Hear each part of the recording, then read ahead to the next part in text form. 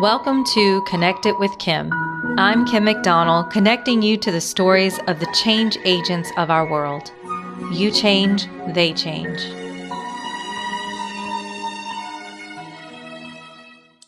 Hi, this is Kim McDonald, author of You Change, They Change, How to Take Control of Your Life by Losing Control Over Others.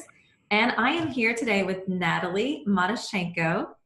Natalie is a coach and an adventurer, mama of three, which is an adventure in itself, who founded a women's community that helps smart, soulful go-getters uncover their passion and purpose to start doing what they were meant to do on this earth. So I love that, Natalie. Thank you for being here. I'm excited to talk to you today and get to know a little bit about how you came to be this smart, adventurous mother of three who also is helping other women do that too. Thanks, Kim. It's really great to be here. I really appreciate this conversation we're going to have. So much fun. So basically, I was born in the former Soviet Union. There's a reason for, saying this, because this is how I came to be doing what I'm doing. I was born in the former Soviet Union and immigrated to the States when I was 8 years old. And, growing up in an immigrant family, my parents were highly educated, but they left absolutely everything behind to start all over in the U.S. So my first bed was something they found in the garbage, and that's what I slept on the first 2 years. And my parents worked 2 jobs. They worked super hard, to kind of make up for everything, all the years they had missed here, and to be able to give me an amazing life, and send me to an Ivy League university 10 years after we arrived and all that good stuff. But that came with it tremendous pressure that I was their American dream, right? And I needed to be really successful in societal terms. I had to get a good education, get that great job. Of course, get married and have kids, give them grandkids. I'm an only child, basically have quote unquote the perfect life. And I was interested in psychology and art, but my parents said, oh, no, you need to make lots of money. So choose, engineering, law, medicine, or business. So business seemed like the most flexible of the bunch, and I wound up doing that, except that I went to a hardcore business school and majored in finance and almost worked on Wall Street, but wound up at the World Bank. And 22, traveling the world first class, even sat behind Robert De Niro on the Concorde, back when it existed, right at 23, sipping champagne and the rest of it. I had 6 weeks vacation a year, a diplomatic passport, was in a very serious relationship with the man who became my husband. On paper, it all looked good, exactly what I was raised for. But in reality, I was miserable. I hated what I was doing. I'm a people person, and there I was, working with numbers. Yeah. Anyway, so I was really unhappy because I hated what I was doing. And in addition, meeting my husband and, becoming involved in this really serious relationship really exposed all the ways that I was not equipped for a serious relationship. I had a lot of childhood trauma, abuse of every kind. And while I masked it all, in this high functioning personality, nothing like an intimate relationship to just bring it all to the forefront. So I started therapy. I started a really in-depth healing process as a result of that. And, everything just sort of started to unravel because, you can't look at some of it without looking at all of it, or at least I couldn't. And I realized I hated what I was doing. And my husband and I took a year off work and backpacked through Southeast Asia. And this was, 20 some years ago, before really the internet, where, it was just us and the lonely planet. And the importance of that is we couldn't stay in touch with anybody. It was like once a month we would call home from one of those telephone stations, just saying hi. And it cost so much money to do that. They'd be like, hi, I'm alive, bye. And the gift of that was that I had a real break, right, from everything I had ever known to start to find myself and meet, other Westerners who'd chosen to give up careers in engineering to become energy healers, or, this sounds so like stereotypical, but, the Italians who just like gave it all up and opened up a little trattoria on the beach somewhere in Thailand, right? And it opened my mind to what's possible and all the ways I could live my life, and starting to realize that my American dream was actually, living life on my own terms and doing what I want to do, when I want to do, with who I want to do it, and having my real life feel like this massive adventure I was on, rather than, the way I was raised to be.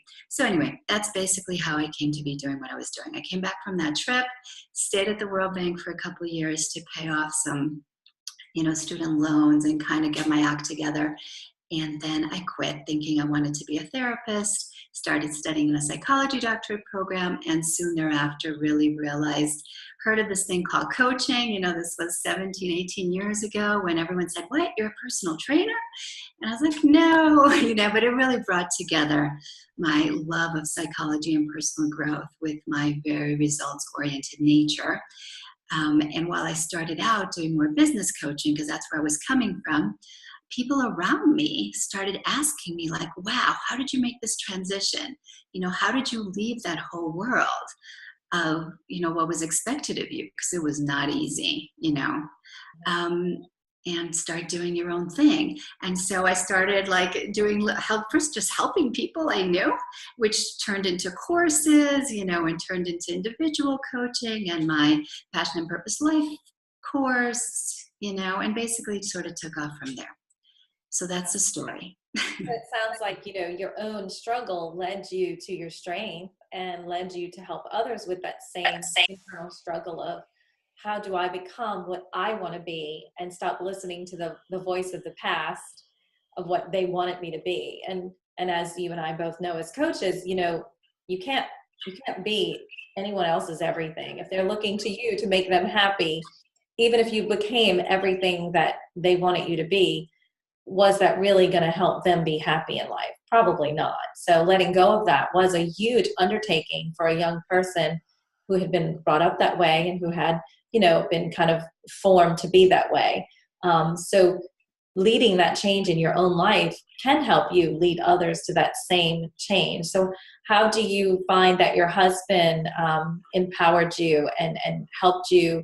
And was that kind of, it sounds like he was the difference there for you, because you weren't leaving and just being alone. You had some stable companion who offered you something more, and you could kind of latch on to and kind of form your own way together, which has brought a whole world of change to your lifestyle together as parents, being kind of the nomad parents, being able to travel and do your work anywhere. And what does that look like for you two in a normal everyday setting now that you're not backpacking alone and you have 3 kids?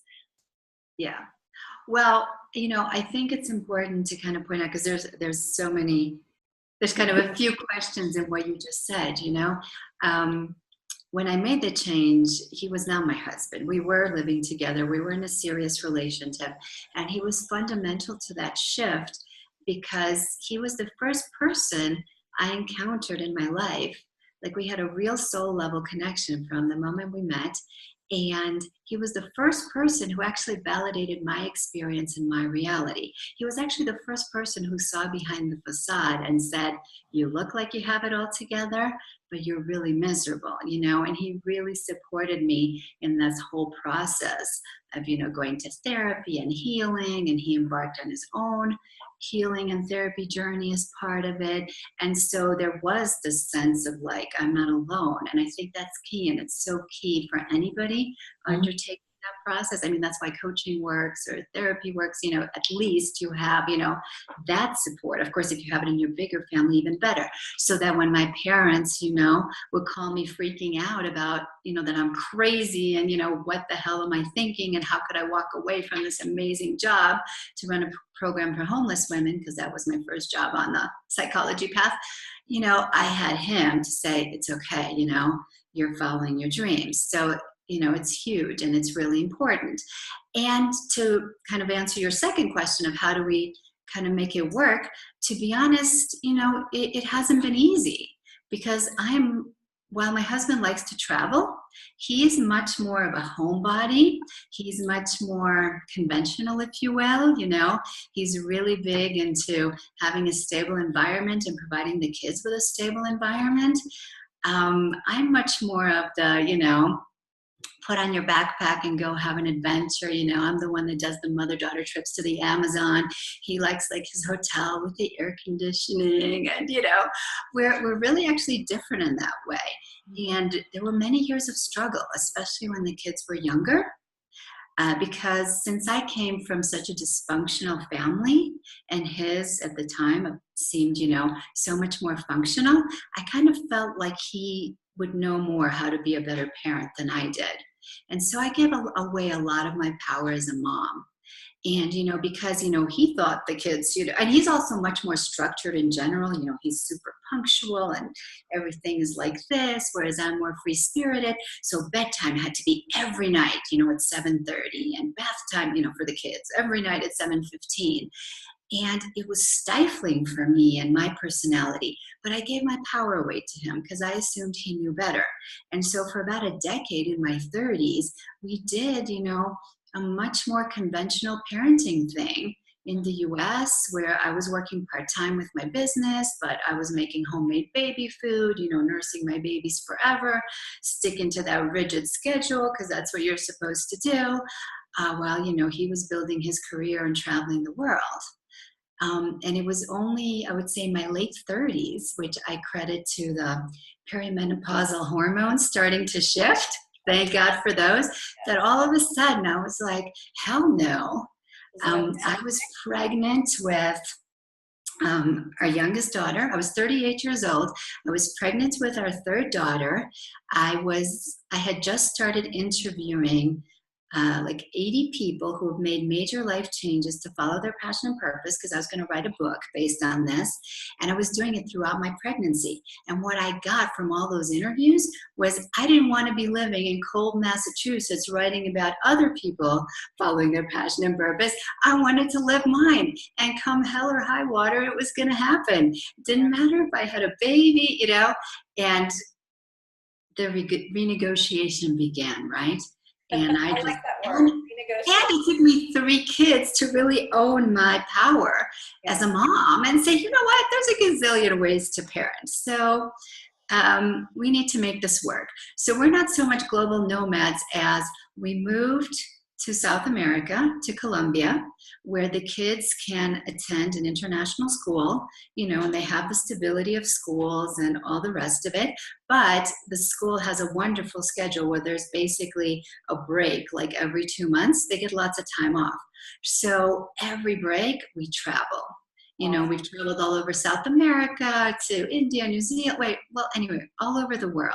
And so we find that that's sort of what works, having like a stable base during the school year and then just traveling tons.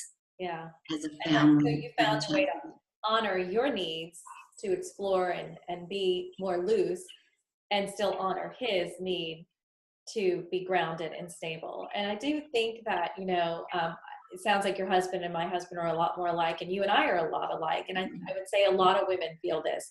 They want to break free from that cage that society or their parents or the past generations put them in. And the men have that need to control the environment a little bit. And so I often say, I think that's why women and men are together, is because there's a balance there. I'd probably be off with the hippies, kumbaya. My kids would not be in school if I had not married a man that was very much like yours, more stable and structured. And I wouldn't have been like that then. I was looking for a man that, fit that mold of what I thought was supposed to be.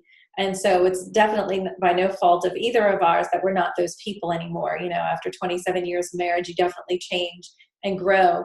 And in finding yourself and finding your voice, I deal with a lot of the medical ramifications of not owning your truth. And it sounds like menopause symptoms or hormonal symptoms of late 30s pregnant came in to give you that voice. And I often say anger is the greatest catalyst for change. It's when we're complacent that we're very stuck. We don't even see what needs to be seen or changed, and we need something to rock that into existence, and that anger rising up to give us that voice that we suppressed. And so how did that voice, I'm sure at first that voice wasn't very nice and maybe even repelled exactly what you wanted to have happen. Am I right?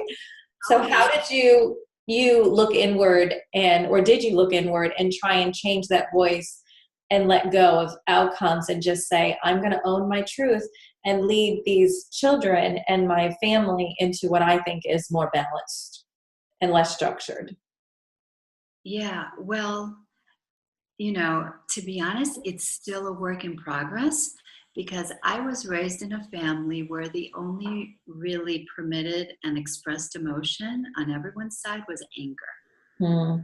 And and I come from a culture where within the family, never outside, because you got to look you got to look like you have it together on the outside, but within the family, people would just like blurt out whatever they were thinking and feeling at the moment, and actually learning to kind of sit with the anger, uh, learn what's the message, what needs to be rebalanced, what's the boundary that needs to be set, and then do it in a loving way so that it doesn't repel and so it doesn't create, even more drama and pain, has definitely been, my lifelong journey. And I'm definitely getting better at it. And sometimes I still slip off. But yeah, back then, especially imagine with the pregnancy hormones, right? Like I was like, I can't stand this anymore. And, this has to happen. But, I think there was such a force. I think people inherently feel it, right? And somehow before that, even though I always advocated for, I need more freedom. I need to travel more. Like I'm a citizen of the world. I feel so stuck here. I did it sort of, I was complaining, I was whining, I was trying to control him and get him to change. And as those hormones started to shift, something in me shifted where it was like, no, this just has to happen. Like I fully own my power. I stopped saying he knows better. He had a better childhood, so he knows better, what's better for the kids. He knows more than I do somehow. I really own that. No, I do too. And it's like, when you do that interior, when the thing shifts inside yourself, everything shifts. Because I stopped complaining and whining and just kind of started saying, this is my truth and this is what I need. And how can we make it happen? Right. And it still wasn't easy. There was still a lot of pushback. But somehow he got it at a different level because I was coming at it from a really different place of this is how it's got to be. Yeah. And as you changed and started owning your power, taking back your power and owning your voice, have you seen him change as well? Oh yeah. I mean, that's been the most amazing part is, and I know they say this, it's like in all the spiritual literature, but I think you have to really get there. Because for years I wanted him to change, right? And I was attached to him changing. And it was only when I got to the place of like, I just don't care. I can't keep holding it together. And I went through this scary experience where within 6 months, um, I was, doctors, because of various symptoms, thought I had lung cancer, breast cancer, thyroid cancer, melanoma, and would need open heart surgery within a year or two, right? So none of that came to pass, but it was like 6 months of all this invasive, intensive testing where you think they're going to, they're telling you this might be what it is, and it's terrifying. And it was just like that universal 2x4 over my head of like, I can't live other people's lives anymore. I can't do things just to keep the peace or even keep the marriage together because it's going to kill me, literally. Like this seemed like a big, big warning that if I didn't listen to, next time the diagnosis really would come back positive. And so I just started focusing on myself. I started working on healers, to heal the body through healing the thoughts and healing childhood traumas. I thought I had it handled on therapy and all the other stuff I did for 20 years, but there was another layer. And, healing all that stuff, really owning my power, really looking to create the life I wanted to create. If I wanted to go do something, I just went and did it. My husband didn't want to join me. That's his problem. I didn't even look over there. If I wanted to take a trip he didn't want to go on, I just did it. Mm-hmm. And the more I let go of caring what, he's doing or not doing and focused on me, the more all of a sudden it seemed like he noticed. And at first, I have to tell you, there was turbulence. He noticed, as in, like, he was literally like, "Are you having an affair?" To which I, you don't care anymore, you're just doing your own thing. To which I literally responded, "Oh my God, if this marriage were ever to end, the last thing I would want right now in my life is another man. I'm finding me. I'm falling in love with me. I'm doing my thing." Like, Yeah. And then after a while of worrying and complaining, it's like he started to take some action, because I think he realized, that I'm on a path and he's going to join me or not, and that's his choice. But it was only once I gave up that attachment completely to having him changed. Ironically, he started changing. Yeah.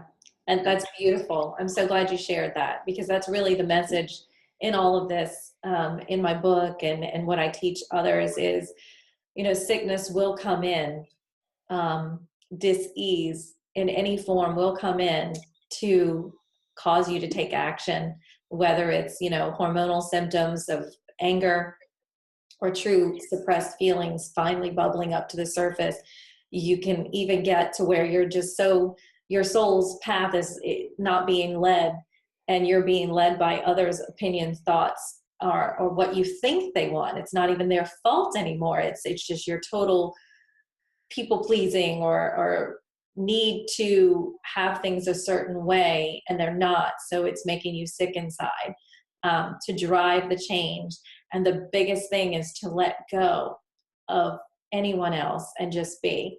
So the big question for us moms is, how do you honor yourself and do what's best for you and still mother your 3 girls? Yeah. Well, it is a constant practice, right? Yes. Because balance is not easy, and it's not easy to fully honor yourself while mothering. Although I must say that raising 3 girls, I'm very conscious that it's not what I say is what I do, right? Mm-hmm. And I always think of, if they were in this situation, what would I want for them, And I want them to honor their truth and their deepest needs ahead of the needs of anybody else in their life. So that's where it kind of looks like, a balancing act. In the bigger picture, we travel on the school breaks. They're not, they've made it clear that they don't want to just pick up and travel and work from wherever. They don't want to be global nomads. They want to, school on their phones in their home. And that's great. And I honor that, even though if it were just up to me, I would probably be I'm a vagabond at heart, or say, to be honest, sometimes I feel like, oh, I'd love to go live in another country and have a different experience, maybe somewhere in Asia. And we had the opportunity to do it last year, but the girls said, no, we don't want to move to India. We want to stay here. And I honored that, right? But then I honor myself by creating these great adventures. Like this past summer, we went to Mind Valley U to do a lot of personal growth work as a family. Then we went to Plum Village, a mindful meditation retreat, and we traveled a bit. Now, my teenagers were complaining so much before the summer started. Like, oh my God, I can't believe you're dragging us to all these things. This is awful. Well, you know what? They wound up having an amazing time and want to repeat it all again next year. And one of them literally gave me a card that said, thank you. For doing this for us. So, so I think that's part of it too, is not like really looking, I guess here's the thing. I try to look at what each of my girls really needs to become the human beings, I know they're capable of being, and honor that and do whatever it takes to do that. Like one of them loves horses, and that means we made quite an investment to buy our horse, to take her to lessons 6 days a week, to take her to competitions. It's a huge thing for the whole family, and sometimes, quite frankly, I'm exhausted by it, but she needs this connection this really is helping her become who she's meant to be. So we do it. So I really try to distinguish between what they need and what they want. Yeah. Because kids want everything. And so I meet their needs first, and then I meet well, I shouldn't say and then. I meet their needs and my needs before I tend to their wants. Like, wants are secondary, and my needs are more important than their wants. Does that make sense? That's such a great clarification. And you said everything I wanted you to say. So good, because I do think that women struggle with, how do I honor myself when I have to take care of these kids? And the biggest thing you said, and I've said this to other people who have radically changed their life, what would you want for your daughter in this situation? Yeah. Because we can really identify with that. What we wouldn't do for ourselves, we will do for our child. Yes. And so, when you're in a situation that's tough and you're indecisive on what's best for, you versus what's best for them, asking, what would you want your daughter to do in this situation, is very powerful. So thank you for saying that. And then, honoring what they need versus what they want, especially girls. They can want everything. Don't take them shopping. They want everything. But what do they need? And I love that, because you owned your truth and you knew what was going to be best for your family this summer, you didn't listen to, so probably you'd be outnumbered between them and your husband. They would much rather stay home and just, play on smartphones or do the norm, right? Because the norm is comfortable. But you and I are similar in that we don't like the norm. We like to push ourselves into the uncomfortable.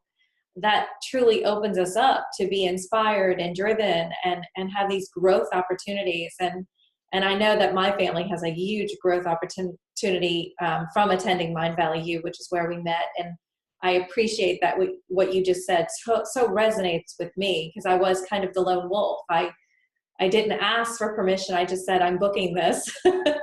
And you're welcome to come, but I think that my daughter and I need this. And then my husband said, oh no, I want to come. So we all went, and the transformations that took place will last a lifetime. So I think that leads into, your daughters are also comfortable in the norm. And that's what society gives us. They give us these boxes that we put ourselves in. You go to school, you have this break, and you go on a vacation with your family. And taking meaningful vacations where you can grow together as a family and all have your own separate experiences, but then bring those into the family unit. It was so wonderful. It's like going, to a third world country and giving back, going to Africa and feeding the children, or doing something mindful and conscientious as a family can grow your family. And so I think it takes us women rising up and owning our voice, because we are the spiritual leaders. This same urge that was put in us to birth those babies and have our heart ripped from us and put in their bodies and take care of them is that same feminine divine that wants us to take care of the whole world. And I think that the bigger picture here for you and many women is finding your soul's purpose and passion is actually in taking care of the bigger world. And when we take our eyes off of what's going on in our own home and do that, they see that and they rise up to meet us. And so we all end up creating a positive ripple effect of change, first in our family unit by letting go and following our true soul's purpose as women to nurture and care for humanity. Right. Yeah. It's a spiritual journey. You said that really beautifully. And I think it dovetails to, we'll do for our kids what we won't do for ourselves sometimes, right? And so that's exactly what I want to leave my girls with. Yeah. And I must say, every time I hear someone say like, wow, your girls are so centered and so grounded and seem to really know what they want and know their passions and purpose, I'm like, okay. Because, on the day-to-day, as, people are complaining and fighting and, all that stuff that goes on when you're you don't see it. You kind of are like, oh my God, I hope, the message is getting through. I hope I'm quote unquote doing this right. So, but then, when I see them go out into the world and really own themselves and their power. And I'm like, okay. You did that. You showed them that. And now that box that, was this way is now this way because you showed them a new way. And so I think that, that's a great point to end on. Who are you being for your kids to see? And it really does have an impact on how you go about honoring yourself, especially for people pleasers who think that, honoring themselves is selfish, possibly. Okay, what about your children? What are they seeing in you? What do you want repeated in them? And choose to live life to the fullest and show them how to do the same, and let love in and be love. So I think that's great. Is there any way other than what I post in the comments for people to get connected to your community of passion-driven women that you're inspiring every day? Sure. I mean, check out my website, nataliematyashenko.com. Hopefully we can stick that in the comments somewhere. Yes. So people know how to spell it. That's the same way to find me on Facebook. And yeah, that's the best way to get connected. If you check out my website, I offer a complimentary 12-day Living from Passion and Purpose mini course where you just sign up for it, and every day you get a little prompt that'll take you 5 minutes to do, but really help you connect to your passion and purpose and how to make it happen in your own life. That's and so awesome. it's a great way to get started.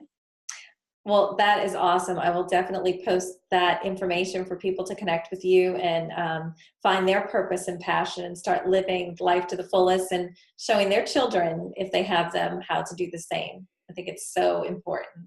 So thank you, Natalie. I appreciate your time and energy. I will talk to you soon. Sounds great. I loved being here. Thanks so much.